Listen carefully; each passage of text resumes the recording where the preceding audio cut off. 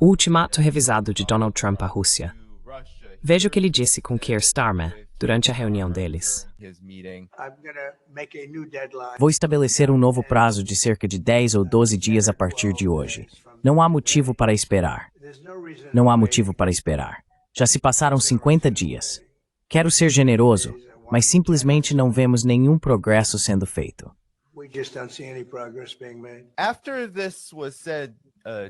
Depois disso, senhores, a Rússia respondeu de várias maneiras, como geralmente faz. Primeiro, tivemos um ataque maciço, que foi apoiado, é claro, pelo presidente russo Vladimir Putin. O New York Times destaca a prisão, que foi atacada em Kiev, onde 16 pessoas morreram. Isso faz parte de uma onda, como diz o New York Times, de ataques direcionados a 73 cidades e vilarejos ucranianos ao longo da noite, após esse ultimato ter sido feito. Patrick, qual é a sua resposta a todos esses desdobramentos, considerando não apenas o que está acontecendo na Ucrânia, mas também a postura geral dos Estados Unidos em relação à Rússia?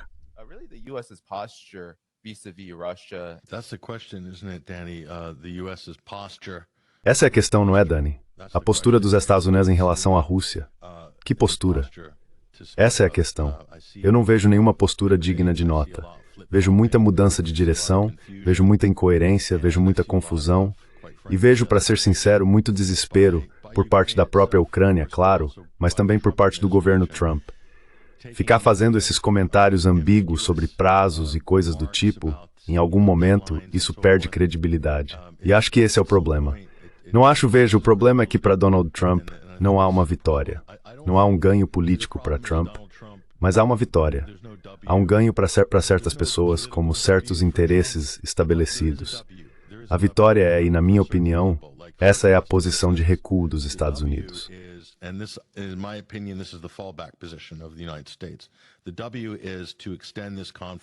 O W é para prolongar esse conflito, continuar aumentando as vendas de armas, ver as ações das empresas de defesa europeias dispararem, como tem feito no último ano, e também as ações das empresas de defesa dos Estados Unidos. Esse é o W. Você não pode dizer isso do ponto de vista político, é algo meio desagradável para qualquer político, até mesmo para o Trump dizer abertamente, mas esse é o W. E o W, para a Rússia, é continuar fazendo o mesmo tipo de progresso constante que eles estão tendo no campo de batalha. E o Medvedev está certo. De um jeito ou de outro, a Rússia vai garantir seus interesses de segurança nacional. Ela vai defender seus interesses de um jeito ou de outro. E não parece que os Estados Unidos, a Ucrânia ou a OTAN vão impedi-los. Então é mais ou menos aí que estamos.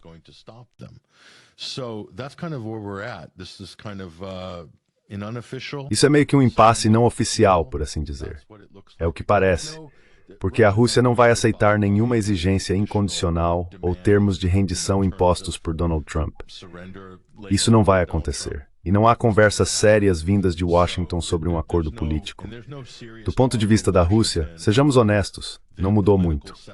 Desde fevereiro de 2022, não é muito diferente do acordo original de Istambul.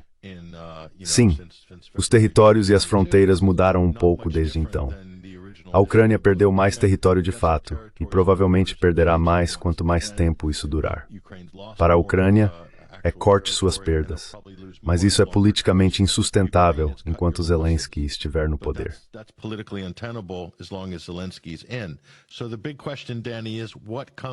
Então a grande questão, Danny, é o que vem depois de 50 dias, ou 10 ou 12 dias. Vai haver outro ataque surpresa, porque foi isso que aconteceu antes do último impasse, das últimas negociações. Vimos uma incursão corajosa, os valentes ucranianos atingindo a dissuasão nuclear russa. Ou estamos falando de uma mudança de regime? Alguém vai substituir o Zelensky? Ou estamos basicamente jogando o mesmo jogo de sempre, essa fachada de negociações? Enquanto isso, como eu disse no início, os interesses estabelecidos já têm seu jogo montado. E esse é o verdadeiro jogo por trás dos bastidores. A Rússia tem seu jogo, o Ocidente também tem seu jogo financeiro, e o resto é teatro político para nós. Essa é a questão. O que vai acontecer depois de 10 ou 12 dias?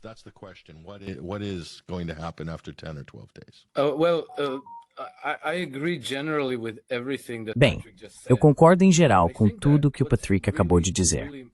Acho que o que é realmente importante sempre ter em mente é que estamos testemunhando o choque de dois sistemas.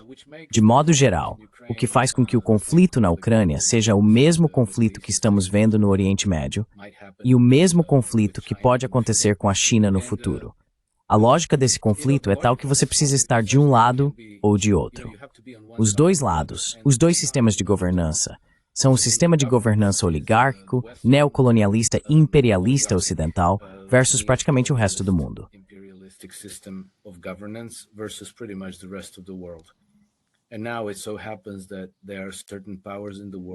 E agora acontece que existem certos poderes no mundo que estão dispostos e são capazes de resistir às ordens do império. Esses poderes sendo principalmente Rússia, China e também Irã.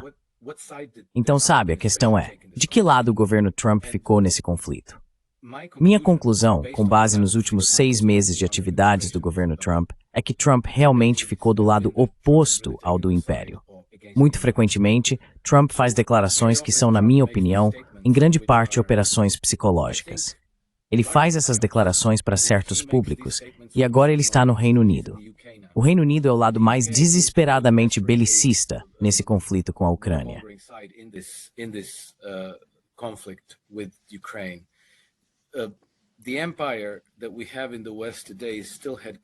O império que temos hoje no Ocidente ainda tem sua sede na cidade de Londres. Esse ainda é seu centro estratégico e espiritual, e continua sendo a principal sede. Os Estados Unidos têm sido principalmente o braço financeiro e militar do império. Acho que Trump tem tentado consistentemente retirar os Estados Unidos desse papel imperial. Mas essa é uma tarefa muito complicada, porque os grupos e interesses que mais se beneficiaram dos Estados Unidos serem o braço executor do império são os grupos mais poderosos do país, o cartel bancário, o complexo industrial militar e alguns outros grupos.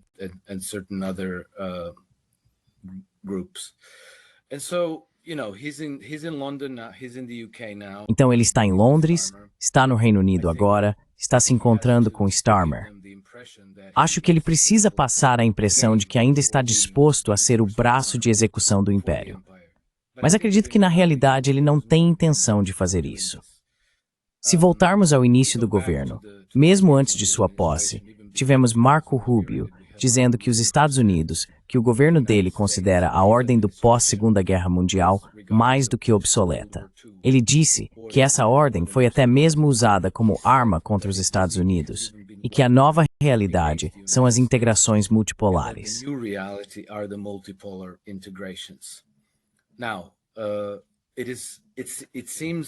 Agora, parece bastante claro que o governo Trump escolheu o caminho das integrações multipolares. Onde tenho minhas dúvidas é que Trump, sendo Trump, não vai aceitar entrar no grupo como um entre iguais. Ou seja, dizer, ok, agora vamos nos dar bem com a Rússia, com a China, com a Índia, com o Irã e assim por diante. Me parece que ele vai tentar sequestrar o projeto e torná-lo seu, para descarrilar o movimento dos BRICS e tentar arranjar seu próprio caminho multipolar. Então, eu não levaria a sério as declarações dele sobre dar tantos dias para Vladimir Putin, ou seja, lá quantos dias forem neste momento.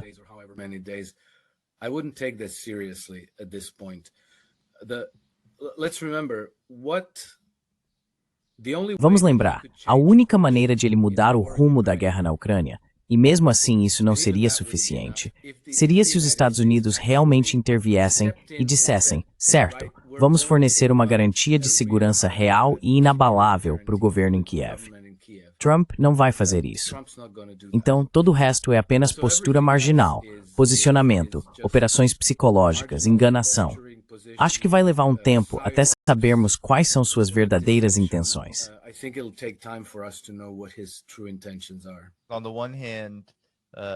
Por um lado, você sabe, Alex diz que há motivos para acreditar que Trump está tentando articular uma postura diferente para os Estados Unidos. Os resultados, ao que parece, desse conflito parecem estar indo na mesma direção que vinham seguindo sob o governo Biden. Então, Qual é a sua avaliação sobre isso? E qual a sua resposta para o Alex?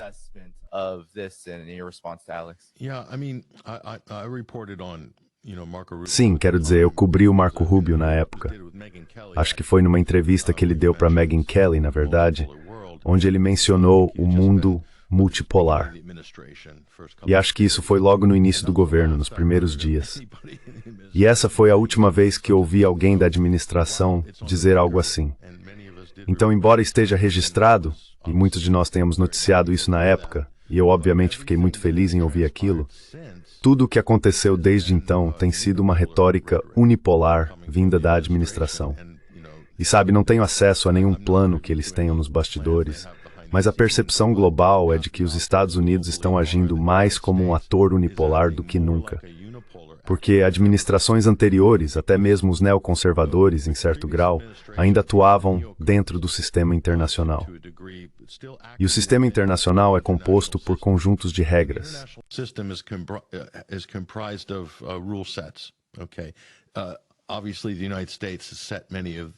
Obviamente, os Estados Unidos estabeleceram muitas das regras, mas seus aliados também as adotaram por meio do G7 e dessas outras instituições de construção de consenso ao longo dos anos. Comércio, relações internacionais, tratados, acordos e pactos acontecem todos dentro desse conjunto de regras.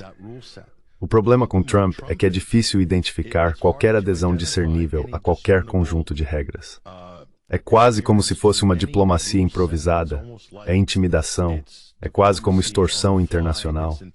Mesmo que, por exemplo, Trump estivesse construindo um campo de golfe em Miami e tivesse que lidar com os Teamsters, a permissão de planejamento local, o governador e tudo mais, você não pode reunir todo mundo para fazer o projeto e, no meio do caminho, desistir, sabe? Atirar no governador ou ameaçar bombardear a Assembleia Legislativa Estadual, que é mais ou menos o que os Estados Unidos estão fazendo internacionalmente.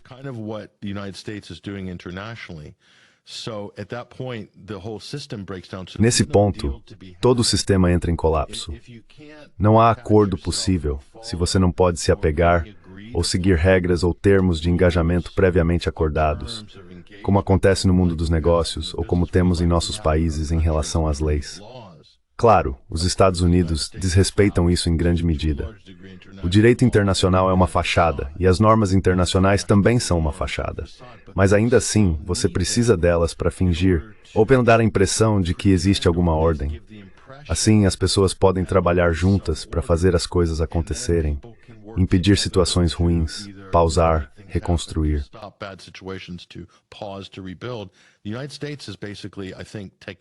Os Estados Unidos estão basicamente, na minha opinião, destruindo tudo isso em um espaço de tempo muito curto, começando com o governo Biden, vale lembrar. Mas os últimos 6 meses do governo Trump também não foram muito bons. Se você olhar para os 3 principais pontos de tensão, temos a Ucrânia, o Irã e depois Gaza no Oriente Médio. E em termos de acordos ou diplomacia dos Estados Unidos, eles fracassaram nos 3 casos. E ainda podemos acrescentar as tarifas globais a isso. 4 grandes áreas de preocupação geopolítica e global. Os Estados Unidos, na minha opinião, fracassaram em todas as 4.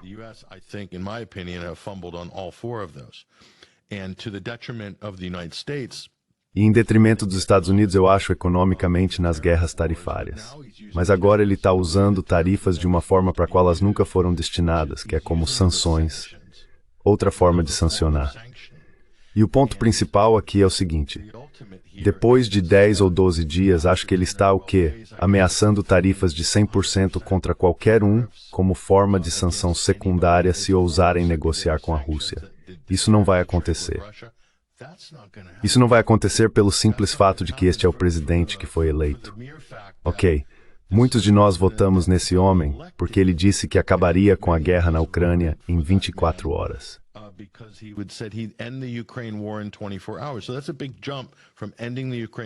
Então isso é um grande salto de encerrar a guerra na Ucrânia para então declarar uma guerra econômica. Ok, porque é isso que sanções ou tarifas armadas são. Ferramentas de coerção contra seus aliados. Então eles não vão conseguir fazer isso com a China, Índia ou Europa. A Europa comercializa com a Rússia, a Europa ainda compra energia da Rússia, bilhões em valor, urânio e assim por diante. Simplesmente não vai acontecer.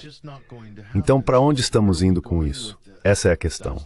E em algum momento, tudo o que os Estados Unidos ou esta administração dizem publicamente vai ser simplesmente ignorado como, bem, foi o que Trump disse esta semana, pode mudar na próxima.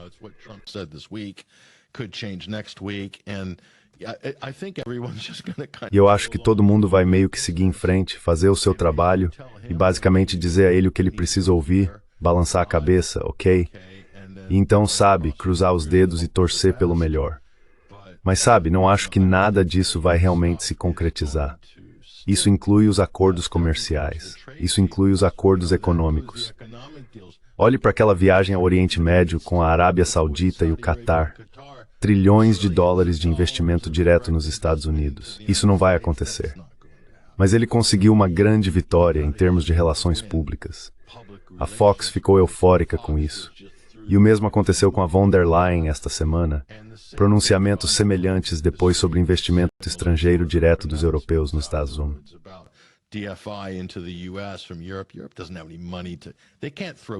A Europa não tem dinheiro para isso. Eles não podem simplesmente jogar 700 bilhões de dólares nos Estados Unidos e investir. Quero dizer, a Europa está tendo dificuldades para se manter unida neste momento. Então, para pagar pelo rearmamento da Europa, eles teriam que recorrer ao déficit e a medidas de austeridade para se preparar para a Terceira Guerra Mundial. Eles não podem sustentar a economia dos Estados Unidos. Do que o Trump está falando? Então é isso. Quanto disso é apenas conversa fiada de relações públicas para passar de uma situação para outra? E quanto disso realmente tem alguma base real? Quais são as mudanças de política? O que realmente vai mudar além da retórica? Essa é a grande questão.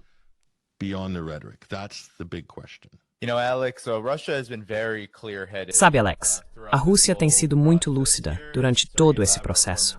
Aqui está Sergei Lavrov, o ministro das Relações Exteriores da Rússia. Ele disse o seguinte, em um fórum recente em que participou: temos muitas coisas a fazer. A principal delas, é claro, derrotar o inimigo. Pela primeira vez em toda a história da Rússia, estamos lutando sozinhos contra todo o Ocidente. Palavras bastante marcantes. E você sabe, Alex, a Rússia também continua fazendo grandes avanços no campo de batalha. Isso vem do Ukrainska Pravda, uma fonte ucraniana, que diz que a Rússia está se aproximando de Prokros, em uma semi-cercada no Oblast de Donetsk, e que isso está, sabe, há algumas semanas de cair. E isso será uma grande derrota para a Ucrânia lá.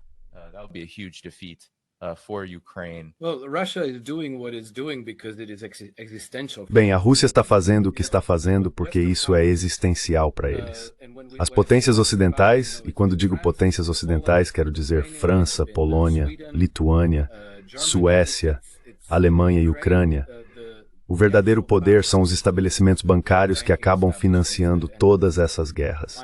Mas eles vêm atacando a Rússia há mais de 300 anos. E está muito claro que eles nunca vão parar. Então, para os russos, está muito claro que eles simplesmente precisam eliminar a fonte das ameaças, que precisam remover as ameaças à sua segurança e as fontes de sua vulnerabilidade. Portanto, o que os russos estão fazendo faz todo sentido.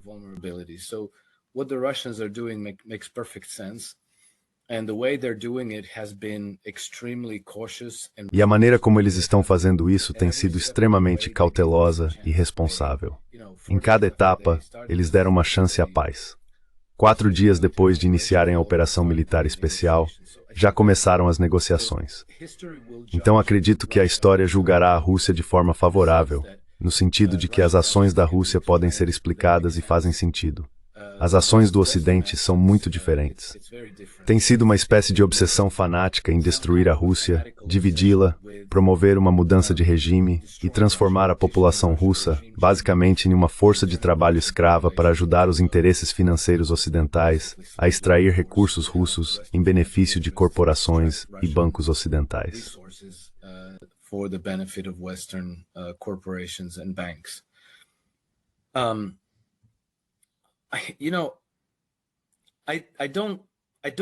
Sabe, eu não sei se podemos chegar a um julgamento sensato sobre o que está acontecendo com base nas declarações públicas, seja do lado russo ou do lado americano.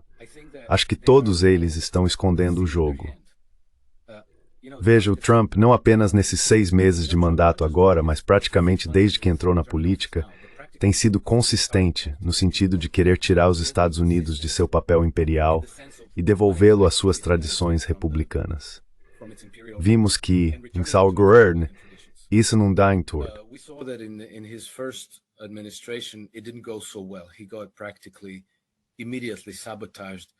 Ele foi praticamente sabotado imediatamente e atropelado pelo grande escândalo do Russiagate. Então é muito difícil para mim imaginar que ele simplesmente fez essa mudança em janeiro deste ano e colocou os Estados Unidos de volta no comando da ordem global unipolar. É muito difícil para mim aceitar isso, simplesmente não faz sentido. E se essa fosse a intenção dele, então por que toda essa enorme, massiva e elaborada enganação desde o início?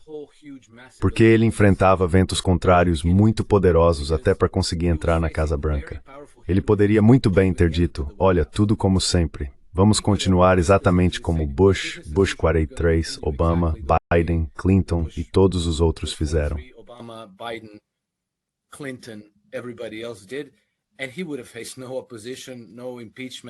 E ele não teria enfrentado oposição, nem impeachment, nada disso.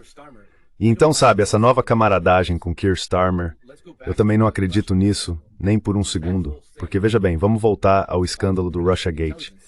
Tudo aquilo foi armado pelos serviços de inteligência britânicos. E eu sei, de fato, que Trump entende isso perfeitamente. E ele entende que os britânicos fizeram de tudo para impedir que ele se tornasse presidente. O próprio Keir Starmer enviou 100 operadores do Partido Trabalhista nas últimas fases da eleição para tentar virar os estados decisivos para Kamala Harris. O patrono político de Keir Starmer, Tony Blair, foi o patrono político de Barack Obama.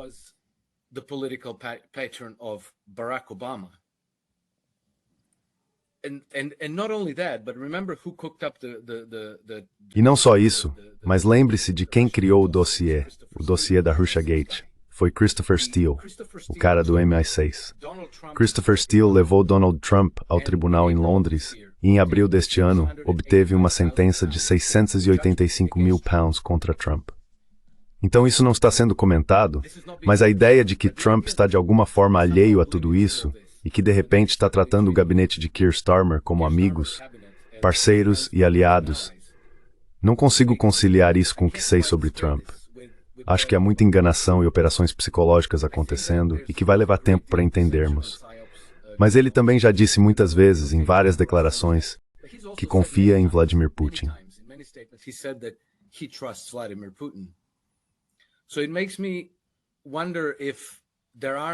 Isso me faz pensar se não há comunicações e cooperação contínuas entre a Rússia e os Estados Unidos que ainda estão acontecendo. E se todas essas declarações públicas não são apenas para consumo público, voltadas para seus próprios públicos domésticos. E não estou necessariamente falando do eleitor médio. Estou falando talvez do complexo industrial militar, do aparato de inteligência, do Deep State. Todas essas pessoas ainda esperam, de alguma forma, como dizem os britânicos, flood the zone em torno do Trump e trazê-lo para o lado deles. Por isso, sou geralmente muito desconfiado de todas essas declarações públicas, porque não consigo ver o Trump mudando sua posição de longa data, 1776, e transformando os Estados Unidos em uma potência global de manufatura, que provavelmente é sua principal razão para adotar essas tarifas de forma tão imprevisível.